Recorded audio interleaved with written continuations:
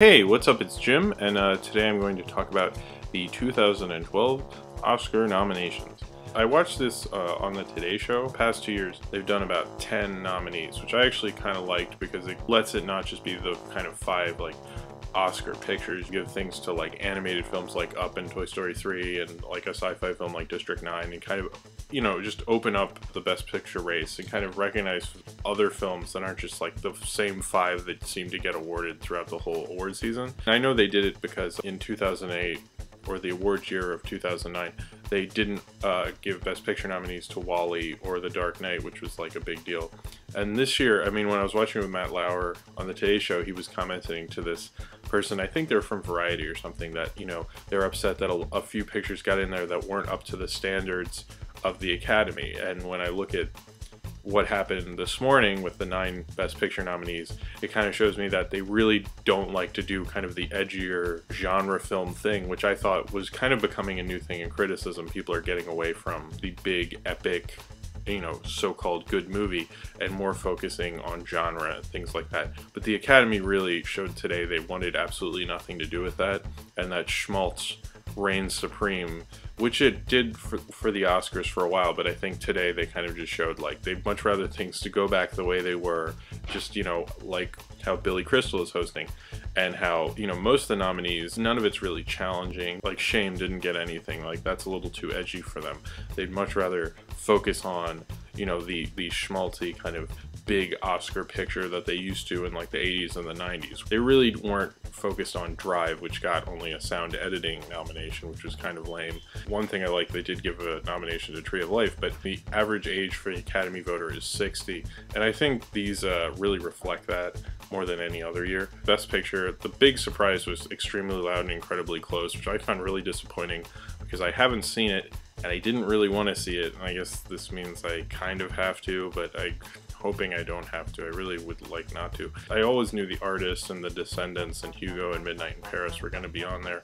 That seems to be a big thing this year, is kind of nostalgia and France especially. And The Descendants, I mean, Alexander Payne kind of always seems to get an Oscar nomination. War Horse was a little surprising. The Help, I kind of figured would probably get on there.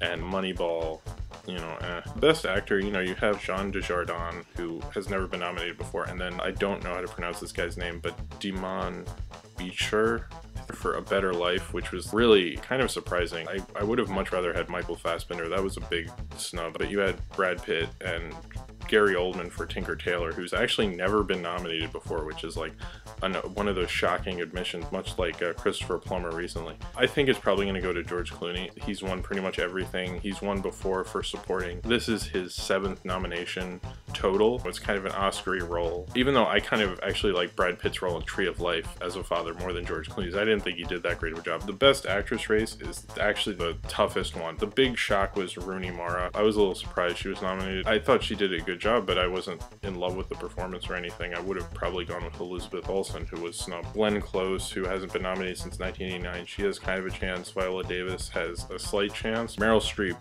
who this is her 17th nomination and 14th for lead actress. I think she might win.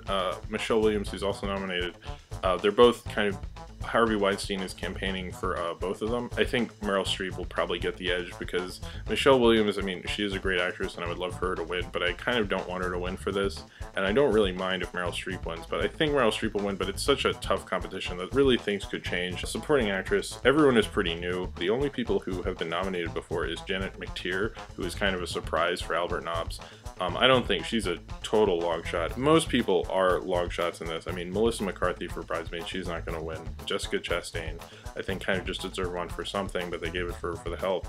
Whatever. Bernice Bejo, I don't think she'll win, but Octavia Spencer, I think, has a real good shot at it. Best Supporting, 4 guys who have all been nominated before, and then Jonah Hill. And Jonah Hill's really the dark horse. Really, Christopher Plummer, this is only his 2nd nomination. This is also Max von Sydow's 2nd nomination. They're the same age. I believe they're both 80. Max von Sydow's biggest problem is he's in Extremely Loud and Incredibly Close, and that movie is supposedly awful, and Christopher Plummer was very good in his movie and people liked his movie, so I think that will probably help him out a lot. And you know, Christopher Plummer is such a great guy. I would love to see Christopher Plummer win.